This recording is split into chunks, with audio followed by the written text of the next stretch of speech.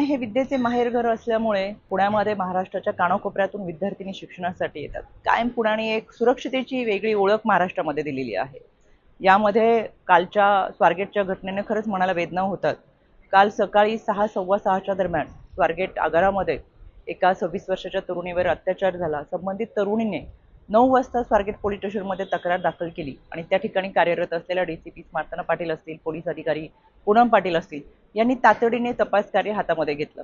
याच्यामध्ये त्या भागातील सगळे सीसीटीव्ही फुटेजचे कॅमेरे चेक करून त्या संबंधित तरुणीने आरोपीची सांगितलेली ओळख आणि त्या अनुषंगाने तयार केलेले स्केचेस असतील, फोटोज असतील, या अनुषंगाने पोलिसांची 8 पथकं ही कालपासूनच ग्रामीण शहरी भागामध्ये रवाना करण्यात आलेली आहेत। यामध्ये आरोपीचे सीडीआर असतील, लोकेशन असतील हे डिटेक्ट करून आरोपी पकडलाही जाईल। पण शेवटी त्या मुलीची सुरक्षितता फार महत्त्वाची आहे।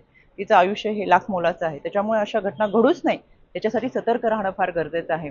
मी सातत्याने पोलिसांच्या संपर्कामध्ये आहे। याच्यामध्ये स्वारगेट पोलीस स्टेशनचं पेट्रोलिंग ही उत्तम पद्धतीने चालू असताना या रहदारीच्या भागामध्ये अशा पद्धतीची घटना घडणं हे दुर्दैवी आहे। या घटनेचे सीसीटीव्ही फुटेज पाहिल्यानंतर लक्षात येतं संबंधित तरुणी ही आरोपीशी बऱ्याच वेळ बोलताना दिसतीये।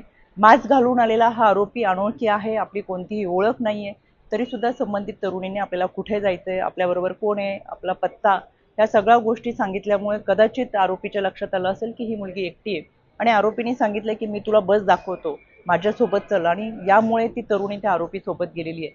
मला महाराष्ट्रातल्या माझ्या सर्व लहान भगिनींना या निमित्तानं आव्हान करायचं आहे, कोणत्याही अनोळखी व्यक्तीवर विश्वास ठेवू नका, आपली कोणतीही माहिती अनोळखी व्यक्तींना देऊ नका। इतकंच काय, सोशल मीडिया आणि फेसबुकवरती सुद्धा जर कोणी फ्रेंड रिक्वेस्ट पाठवत असेल तर सहजासहजी त्याला बळी पडू नका। शेवटी माणसांच्या कळपामध्ये हिंस्र श्वापदांची संख्या दिवसेंदिवस वाढतीये।